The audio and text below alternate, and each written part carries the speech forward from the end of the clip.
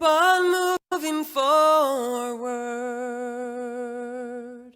Keep on moving forward.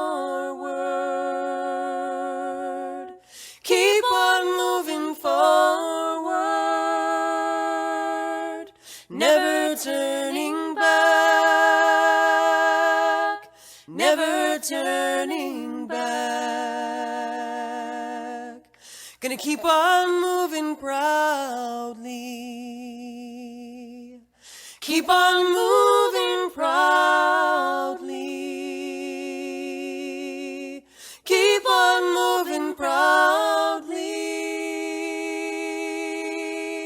Never turning back. Never turning back.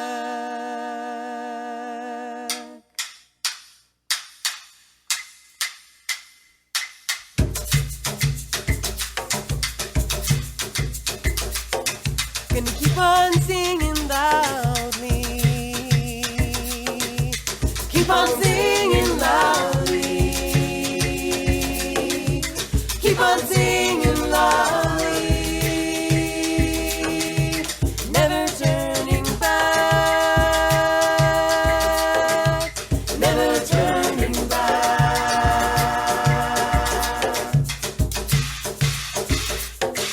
Gonna keep on loving boldly. Keep on loving boldly. Keep on loving boldly. Never turning back. Never turning back.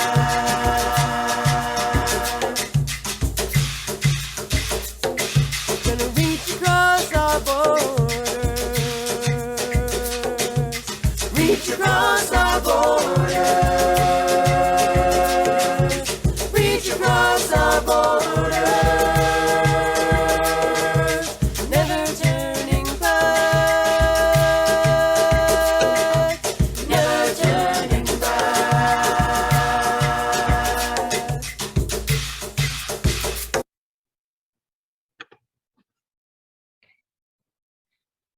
So, never turning back.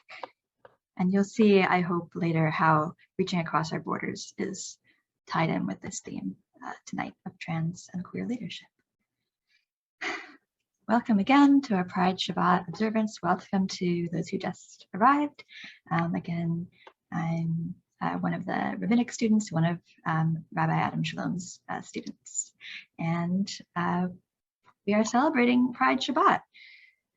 So on Shabbat, we come together as a community, welcoming family, friends, and strangers to join us at the end of the busy week together.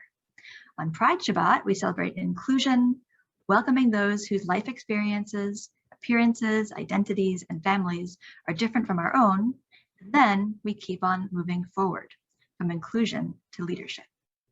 So tonight, we honor queer and trans Jewish leaders who have contributed to our movement and those who are sure to come. To create communities that reflect the beautiful diversity of human life, love, and creativity, from these communities come leaders who embody that diversity and lead us closer to that ideal of inclusion.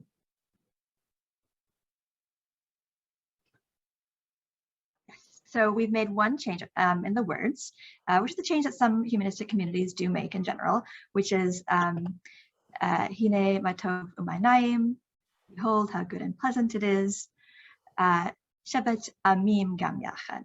Instead of, so normally, or in the Torah itself, in the Hebrew Bible, the words are how pleasant it is for achim, for brothers, to dwell together. So in honor of tonight's celebration of trans, non-binary, queer leadership, we are saying how pleasant it is for people, amim, to dwell together, in a gender-neutral version. Hine matov u'maynaim shevet amim gam yachad. Hine matov u'maynaim shevet amim gam yachad.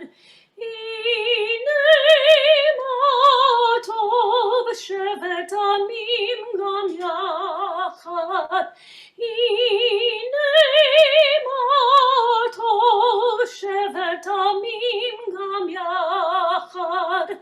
הנה מה טוב ומנעים שבת עמים גם יחד.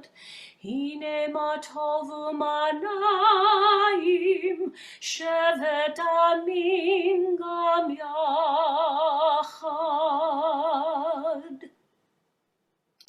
Twilight people.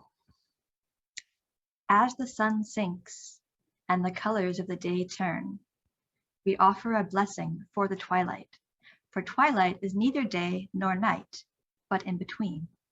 We are all twilight people. We can never be fully labeled or defined. We are many identities and loves, many genders and none. We are in between roles at the intersection of histories or between place and place. We are crisscrossed paths of memory and destination, streaks of light swirled together. We are neither day nor night, we are both, neither, and all. May the sacred in-between of this evening suspend our certainties, soften our judgments, and widen our vision. May this in-between light illuminate our infinitely complex world, which defies categories and definitions. May the in-between people who have come today be lifted up into this twilight. We cannot always define, we can always say a blessing. Blessed is the twilight. Baruch HaMa'ariv. And now I will stop sharing and invite our guests from Toronto, Jenny and Lisa, to light candles for us. Baruch Pride Shabbat, Baruch Shalom, Baruch Pride Shabbat, Baruch Shalom. Let us light these lights and see the way to joy, and let us say Simcha. Let us light these lights and see the way to joy, and let us say Simcha. Let us light these lights and see the way to love, and let us say Ahava. Let us light these lights and see the way to love, and let us say Ahava. Let us light these lights and see the way to peace, and let us say Shalom. Let us light these lights and see the way to peace, and let us say Shalom. And let us say Shalom.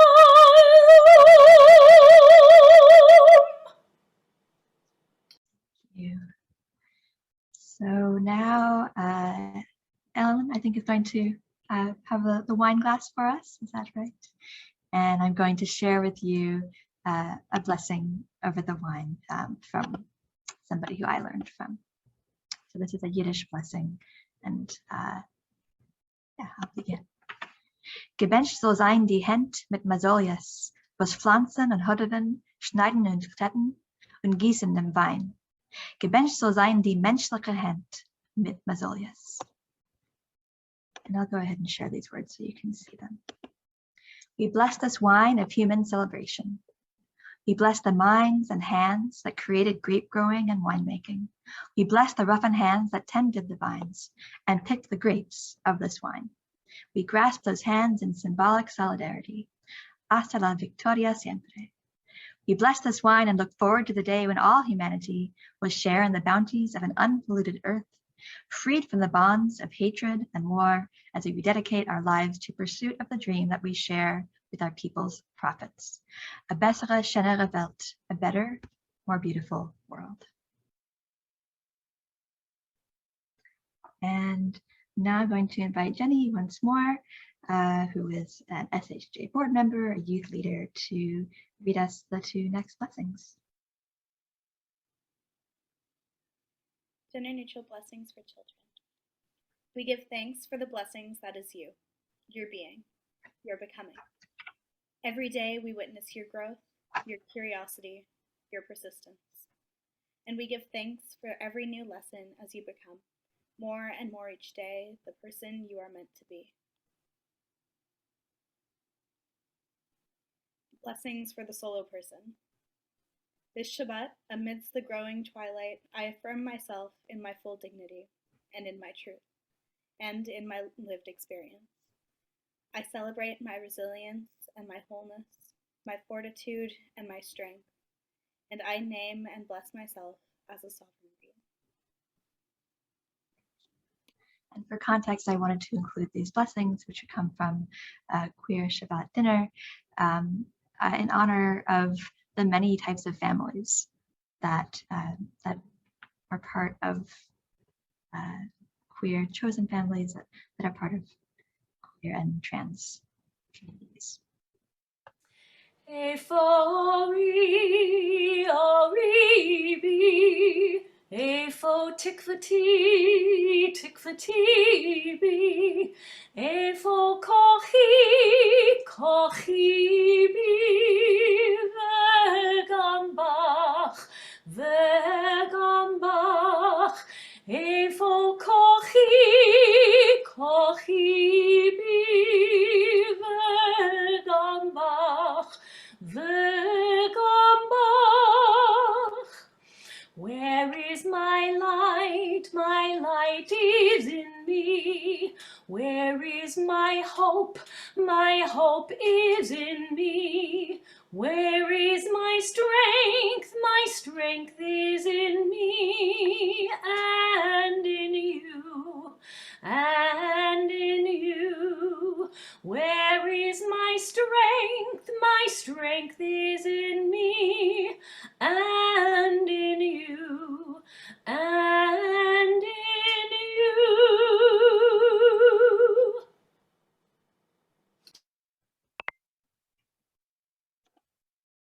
Thank you. So now we are going to hear some words about queer and trans leadership and experience. Hi everyone, my name is Jenny. I use they, he pronouns, and I'm from Toronto, Ontario, Canada. Sorry. I love being queer. I love being part of a community of incredibly diverse people. I love being able to explore myself and my identity under such a broad spectrum and in such an open community that not only accepts me, but embraces mine and others' fluidity. I love being queer because who I am means the world to me, and my queer identity, as well as my Jewish identity, has stuck through a whole lot of challenges in my life. I love being able to confidently say that I am a part of the LGBTQIA+ community, the alphabet mafia, if you will. I love when I tell people that. They ask me, well, which letter are you? How much time have you got? Because my full label is that I'm non-binary, transmasc, pansexual, or genderqueer, maybe bi, maybe it's fluid. Because no matter who I love, what I say to that answer, I'm still me, and I'm still queer. But I get to define myself with these labels that connect me to an amazing group of people from all over the world. I get to make friends anywhere I go because we can share this identity that has been so powerful, and it has brought me all my closest friends and allies. I get to make a difference in my community, like many amazing, strong activists that came before me, that let me be here talking with all of you today. Without their work and their sacrifice, I would not be here today, and I will always fight in return to carry on making change in my own community and for all of us. Activism and tikkun olam are important Jewish and queer values. Activism and social change is an extremely sacred and incredibly meaningful part of my life, and it is an important pillar in Judaism and in the queer community. We strive for tikkun olam and tzedakah in hopes of making the world a better place, and we may only do that in acknowledging our past and fighting for a brighter future, overcoming all odds and all indignities and injustice as our human spirit becomes more vigilant, more powerful, and a more diverse community than Jews and queer community members before us. I have always been an activist. My mother, right here, took me to my first feminist rally and protest when I was 3 years old. I have always been taught, and I fight for the belief that it is our duty to fight for the change that we want in the world. As a Jewish queer person who was assigned female at birth, I understand the intersectionality of our fight, as it is clear by today that our fight is nowhere close to finished and reproductive rights have been trampled on. These rights have everything to do with what our ceremony is about today. By obstructing feminist voices, the queer community suffers as well. Conversations around reproductive health and justice have historically left out people who identify as LGBTQ and has been predominantly fought through a heteronormative lens, erasing queer voices. Queer people must have equal rights to these services and freedoms, however, they are often overlooked in these discussions. We talk about reproductive health as women's rights when not all people affected by new developments in abortion laws are women. The alienation of queer and genderqueer individuals in reproductive activism create more of a divide when we must all come together as one. As an older queer mentor in my community, being my high school, I have noticed the lack of help given in the queer and genderqueer community in Toronto. And I work with strong feminists who don't always see that they have the same opportunity as cisgendered straight white women when it comes to these protests and these rights. And we must break the stigma that abortion doesn't affect everyone, that those whose rights are taken away are not just women. As Jews, we center our traditions around light. We strive for the light to be apparent, and we fight to keep it going. We say that radiance is the light in the world, and radiance is the light in humanity, and we look for our light even in the darkest of times. And as humanists and as secular Jews that we are, we know that light cannot be created or destroyed, and we will be enlightened by the fire, by the illuminating friction that sparks our curiosity. That light is our identity and our love, and we are the ones who fight for it all, and we are the ones who will stand tall and the advocates who will fight for it. And thank you for listening. Thank you so much, Jenny. So, and I just want you to know at the end, I would open things up for questions if people would like to speak with both Jenny and me. So I look forward to that. So now we'll hear once more from Ellen with a song by one of our queer leaders, Debbie Freeman, who has written so many of the songs that our movement sings. Lechi lach to a land that I will show you. Lech lecha to a place you do not know. Lechi lach on your journey I will bless you, and you shall be a blessing. You shall be a blessing. You shall be a blessing, Lechi lach. Lechi lach, and you shall make your name great. Lech lecha, and all shall praise your name. Lechi lach, to the place that I will show you. L'simchat chayim. L'simchat chayim, l'simchat chayim, lechi lach. And you shall be a blessing, you shall be a blessing, you are a blessing. sing l'chilach. So this is a quote from trans leader and author Kate Bornstein.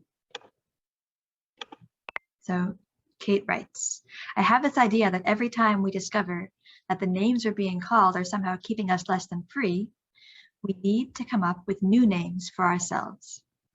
And that the names we give ourselves must no longer reflect a fear of being labeled outsiders, must no longer bind us to a system that would rather see us dead.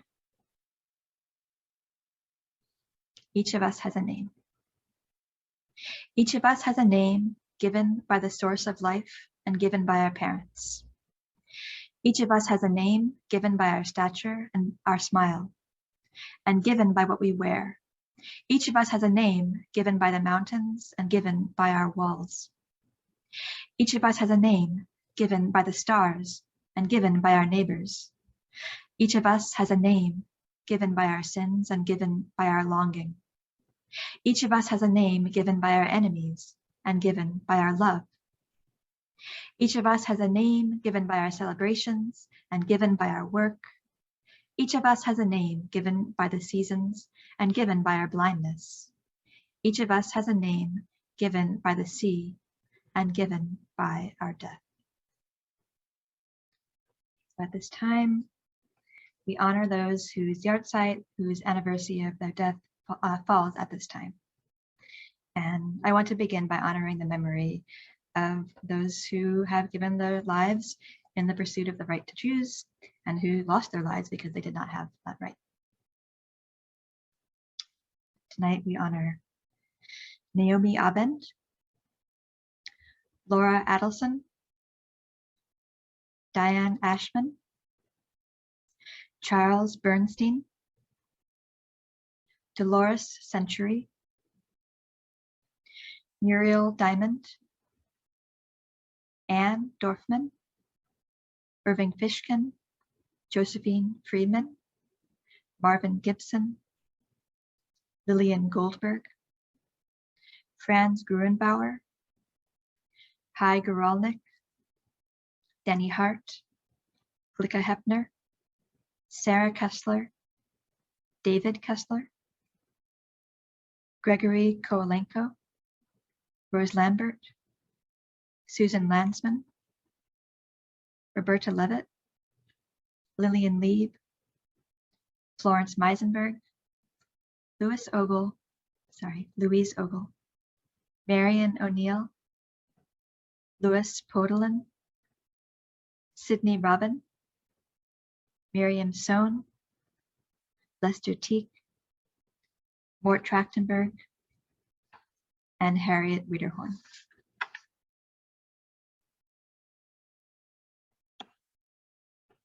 And now say the words Zecher Tzadikim Livracha, memory of good people blesses us, and we will now hear those words sung. Zecher Tzadikim Livracha,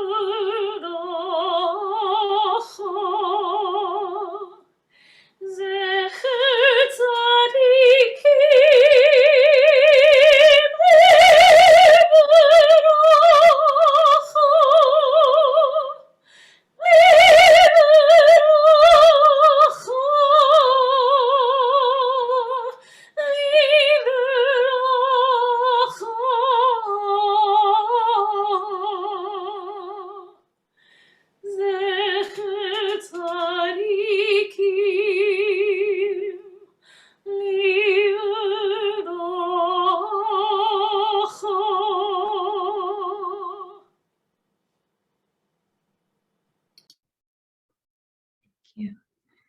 And before we move on to announcements, I just wanted to open if there are any names that people would like to mention that I've not already mentioned. I'd like to mention Joe Thomas.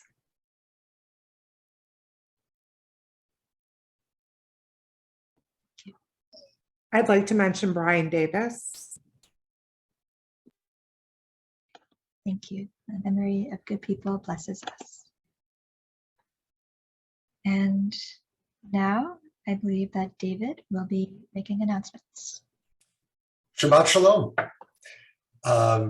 There's a lot going on. It's summer, but there's a lot going on. Please remember that for events that are on Zoom, the links are always in the weekly email. If you didn't get the weekly email or you need the link, contact Jeremy Owens, our incomparable administrator, at info@kolhadash.com, or ask me tonight. On Monday, the 27th, our women's group will have their online chat. They will also have that on July 11th and 25th at 1:30 p.m. The following Monday, I'm not certain, Mom, are they meeting on the 4th for Canasta? On the 27th, there's going to be a meeting at Heller Nature Center for a walk and talk and bring your lunch. Yes. At the Nature Center, What time? All right, so on the 27th, 1:30. the women's group is going to Heller. And are you meeting for Canasta on the 4th or just on the 18th? The following week, we meet for Canasta. Okay. The Values and Action Group will be at the Highwood Food Bank on Friday, July 8th and July 29th at 2:45. That's in Highwood. Lynn is on the line if you have questions about that. Our next Adult Shabbat service will be led by the Executive Director of the Society for Humanistic Judaism, Paul Golan. He'll be talking about present and future challenges of humanistic Judaism. And that's on Friday, July 15th at 7:30. Excuse me. Our winers are back. So our wine club, you don't have to drink wine. It's a social group. We just get together and have a good time. The wine is optional. We'll be meeting on Saturday, July 16th at 7 p.m. at the home of Ken and Laura Burke in Arlington Heights. There will be a notice about this and an RSVP to winers, no H, at kolhadash.com.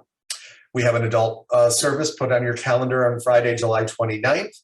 My final event, of course, close to my heart, our science fiction book club is reading The Keju Preservation Society by John Sclazzi. We meet on Zoom Tuesday, August 2 at 7:30 p.m. Come join us. This is a really fun book, especially if you like Godzilla, but even if you don't, all are welcome. Again, all of our events are in the Shofar newsletter, on our website, kolhadash.com, and of course in the weekly email. If you have questions, just hang around afterward and we'll try and answer them. Again, Shabbat Shalom, and I return you to your regularly scheduled Claire. Thank you very much. All right, now is the time when I understand that the congregation likes to share simchas and suras, joys and concerns. So I will invite those who would like to share a joy or concern.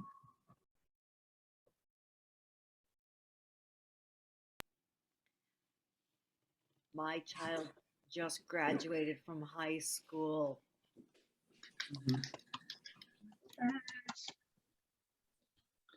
We have to say goodbye to our girl cat, Calico, Yeah. Callie the Calico, Mhm. about a week and a half ago, almost 2 weeks. And it was very sad, Mhm. but she had cancer.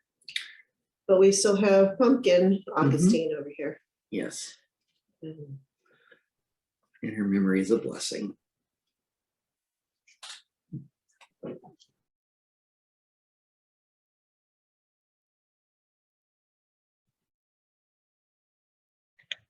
This week was challenging for my coworkers and I. The 8-year-old son and younger brother and nephew of some of my coworkers died this week.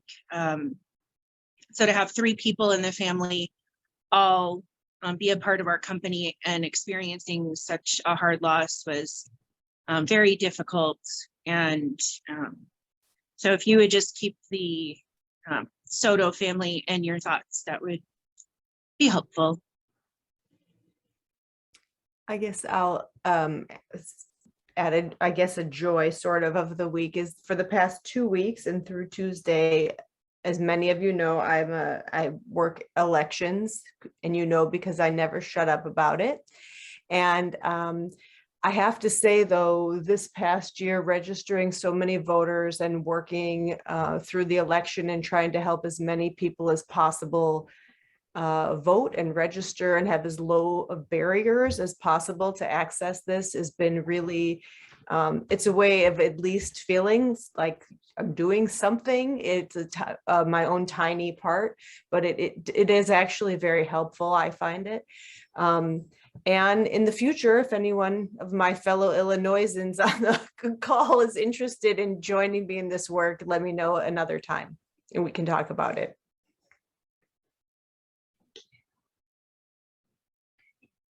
Last call.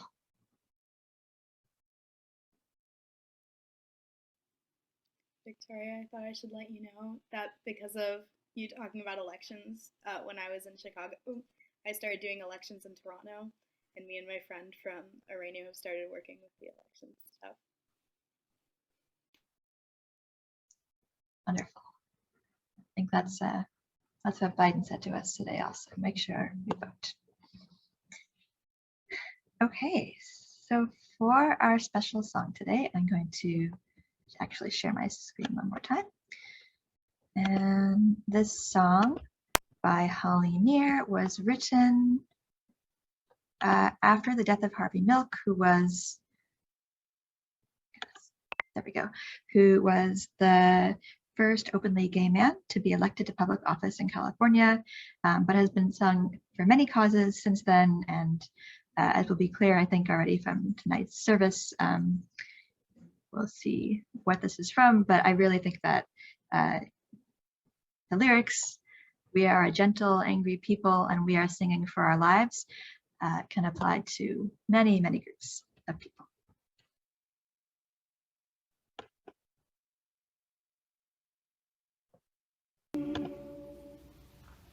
From the beginning. We are gentle, angry people, and we are singing, singing for our lives. We are gentle, angry people, and we are singing, singing for our lives. We are a land of many colors.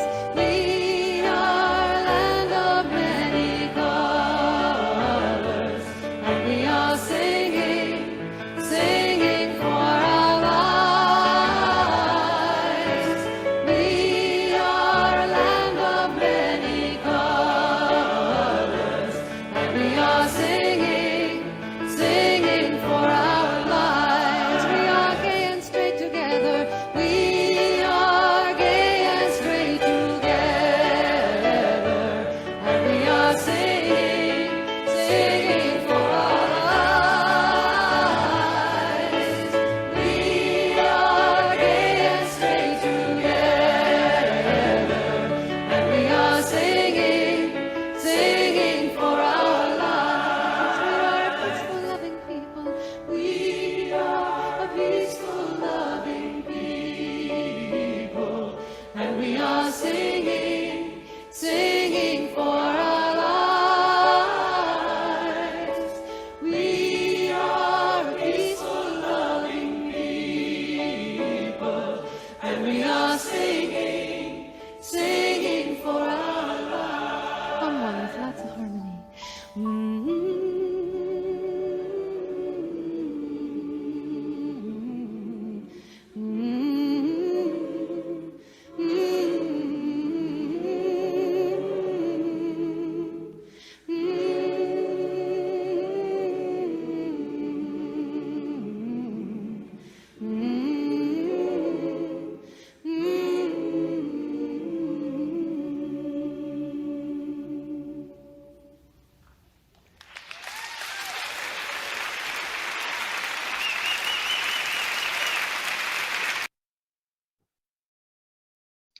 And I'll note that the language that you saw there for women, of course, as we've already heard tonight, we are talking about gender expansiveness. So for all people. So thank you so much for welcoming me tonight for Pride Shabbat. So good Shabbos, Buen Shabbat, happy Pride. And I am going to share some thoughts with you about the value of queer and transgender leadership in Jewish communities, including humanistic communities, and why I think leaders from marginalized communities are good for everyone, regardless of your own personal identity. So I'm going to start by telling you about a Yiddish movie, and I'm going to show you my one last slide here. The most successful Yiddish film of all time was about a girl who dresses as a boy. In the 1936 musical, Yiddle Mitten Fiddle, Yiddle with his fiddle, Itka plays the violin with her father in a klezmer band and disguises herself as a boy named Yiddle for her own safety, so that she can travel from town to town playing at weddings. So that was Yiddle. That's my last picture for you. And I began playing the violin when I was 7 years old. I began learning to play Yiddish songs when I was 9 or 10 from my father. My grandmother had also played them. I began experimenting with my gender presentation in my late teens. So I'm not sure when I first heard of Yiddle Mitten Fiddle or the Yiddish song that has the same name, but over time, this image that we saw of a gender-bending klezmer fiddler became a part of my own identity. I would dress up as Yiddle for Purim, which is the queerest of all Jewish holidays, if you didn't know. And I later began performing on stage, dressed in a fedora, a suit jacket, and pinstripe pants. I wish I had a picture of that for you. A few years later, I started experimenting with my pronouns and eventually settled on they, them. Now that could always change again. So in the film, Yiddle doesn't identify as a boy, but she looked like me or like I wanted to look. So that image, that face of a classic Yiddish story, was powerfully validating and encouraging to me as a Jewish young adult. So is it a trans story? Maybe not. It's a queer story. Some Jewish studies scholars definitely think it is. And it's a story about ambiguity, crossing borders, crossing the lines that contain people in categories, crossing the lines that divide people. So let me tell you some more stories about Jews, ambiguity, and border crossing. The first known Jewish immigrant to what is now Canada arrived from France in 1738 under the name Jacques Lafargue. Sorry for my French pronunciation, dressed in boys' clothes. Jacques was found to have formerly gone by the name Esther Brandeau and was raised by Jewish parents. Jacques/Esther wanted to, quote, enjoy the same liberty as Christians, unquote, but Jews were not allowed in Canada. So Jacques/Esther was sent back to France. In the early 1930s, a University of Chicago divinity student reported attending a drag ball in Bronzeville on New Year's Eve. He described people of diverse genders and ethnicities, drag queens, drag kings, dancing to jazz, and he noted, quote, a preponderance of Jews and Latin nationalities, unquote, along with white and black patrons mixing freely, adding that there seemingly is no race distinction between them. Then in 1897, going back a bit, the German doctor Magnus Hirschfeld, who was born to a Jewish family, although he didn't practice Jewish religion or culture, founded the Scientific Humanitarian Committee, which advocated for the decriminalization of homosexuality. He then went on to coin the term transvestite and offered counseling and legal help to gender nonconforming people through his Institute for Sexual Science in the Weimar Republic of Germany. The Institute was a pioneer in developing hormone therapies and is thought to have been the first to perform gender reassignment surgery. As a result of this work, Hirschfeld was one of the Nazis' earliest targets. He was held up as an example of degenerate Jewish sexuality and Jewish perversion, and the Institute's library was burned in 1933. So the Encyclopedia of the U.S. Holocaust Memorial Museum notes that Hirschfeld described a continuous range of unique gender identities, between which, he said, there are no empty points present, but rather unbroken connecting lines. In 1993, 60 years after Hirschfeld's library was burned, Leslie Feinberg published a pamphlet called Transgender Liberation, a movement whose time has come. Feinberg grew up in a working-class Jewish family and publicly identified as a secular Jew, and is considered to be a founder of the contemporary transgender movement.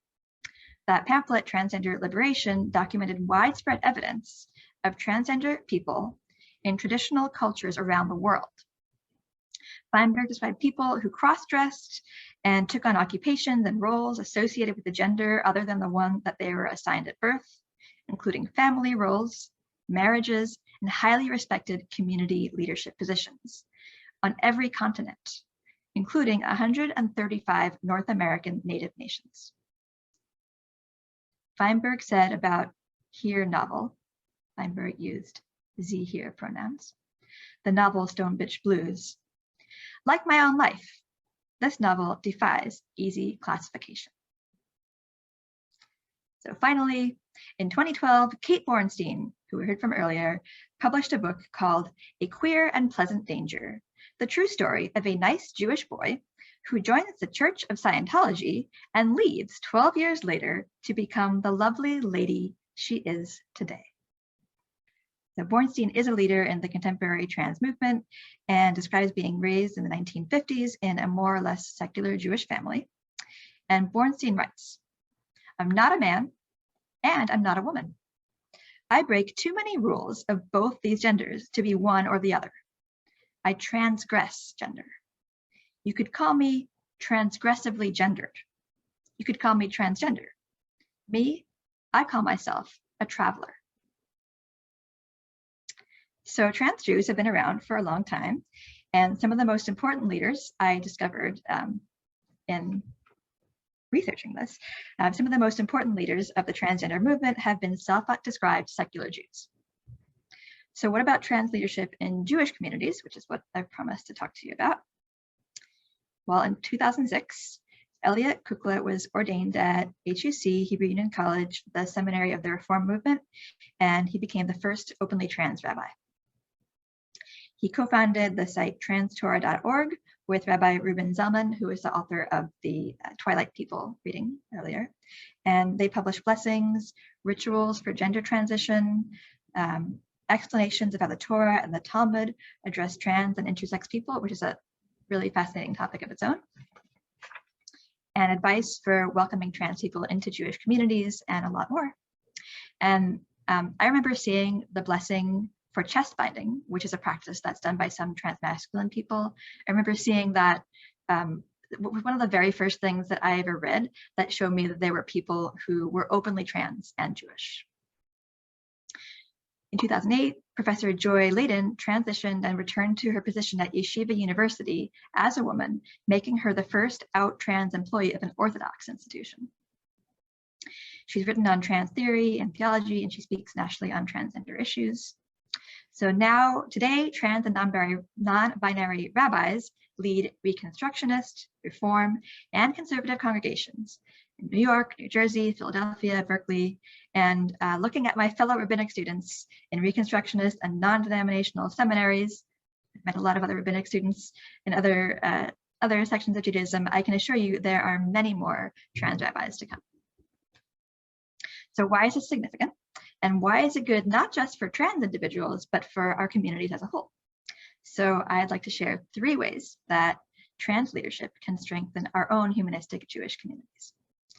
So first, as we've seen, when we embrace trans leadership, we embrace our own youth, the children and grandchildren of our own community members, maybe members of your own families. 18% of Gen Z young adults, people under the age of 24, identify as LGBTQ, which, by the way, is still lower than what Alfred Kinsey found in his studies of human sexuality. 2% of high schoolers in the US today identify as transgender. So queer and trans young people make up a significant part of our own communities. I have no doubt that Jewish communities are no different than those general statistics. So I'm glad that I found Yiddle and I found a blessing for chest binding when I was a young adult, and I want to pay that forward. So when we see people, when we see people who look like us, who sound like us, or who identify like us on the screen, in our folklore, in our history, in front of the room, we feel empowered, validated, and safe to be ourselves. So embracing trans leadership means welcoming and valuing our own children, the next generation of humanistic Jews. Second, when we embrace leadership from one marginalized group, we open ourselves to welcoming people from many marginalized groups. So if you recall the 1930s drag ball, where there was, quote, no race distinction, where queer and trans Jews gathered with others, crossing lines of gender and race. Or Leslie Feinberg, who found connections between cultures across the globe that recognized the roles of trans and gender variant people in their societies. In my own master's thesis research on Jewish diasporism, I found that in contemporary communities of young Jewish activists who embrace diverse Jewish cultures of the diaspora and they advocate for ethical Jewish relationships to land, also tend to be queer. So in one interview I did with a group of 3 young Jewish activists, all 4 of us went by they, them pronouns. And nobody ever mentioned this during that entire interview because it was just so unremarkable, so common in those communities. So third, when we embrace border crossing, gender ambiguity, when we embrace Magnus Hirschfeld's unbroken connected lines and Kate Bornstein's transgressive gender, we create spaces that can be liberating for everybody. After all, humanistic Judaism is a crossing of boundaries between the religious and the secular, and the sacred and the profane. And Jewishness itself can even be seen as border crossing. Is it a religion or a culture? It's a community that has crossed dozens of borders between empires, continents, nations throughout history, always adapting to the cultures where we found ourselves, while also maintaining distinct practices. In fact, it might be this very ambiguity that so angered the people who burnt Hirschfeld's archives, both for his Jewishness and for his gender transgression. And that continues to anger the far right today, as we see continuing backlash against the trans movement alongside many types of backlash. So I would like to conclude by asking, where can you embrace ambiguity in your own life? What borders have you crossed? Whether geographic borders, borders of the mind, borders of the heart? What parts of you transgress, expand beyond their confines, or don't fit neatly into one category or another? And how might the stories of trans Jewish leadership that I've shared with you tonight inspire you to embrace those parts of yourself? So thank you again for welcoming me to share with you tonight, and giving me the opportunity to learn these stories myself and share them. And I would love to open the conversation up. So thank you. You can unspotlight me. And I'd just like to open to any questions anybody would like to ask of me, or Jenny has also said that he is open to questions, or any thoughts you'd like to share on this topic of gender or ambiguity, or any other connections you might have made tonight. Well, Claire, I want to thank you so much. That was really interesting, really good. And you made me think of something when you talked about really the idea of the nuance. So any of us who have tried to explain humanistic Judaism to someone who didn't get it or thought it didn't make any sense and it was weird and it wasn't valid. I mean, I can't imagine that any of us haven't run into that, but in trying to explain something that has some nuance and has not definite, not everyone in humanistic Judaism thinks the exact same thing. So we can't always answer on behalf of the community. And I feel like the response that we sometimes get has some similarities to explaining what does it mean if you're gender non-binary, or what does it mean? And the same kind of sometimes annoyance. Well, I don't get it. That doesn't make sense. And it would just be easier for all of us if you would just stick to the things that we set up originally, because it's, it makes more sense. So it seems like we've all, I guess I didn't think of humanistic Judaism in that way, but it is a similar thing that we've probably all experienced. Yeah, yeah, I think, when Kate Bornstein says she's a queer and pleasant danger, I like to think, confuse people. It's okay. Let them be confused for a while. Right. Helps us all grow.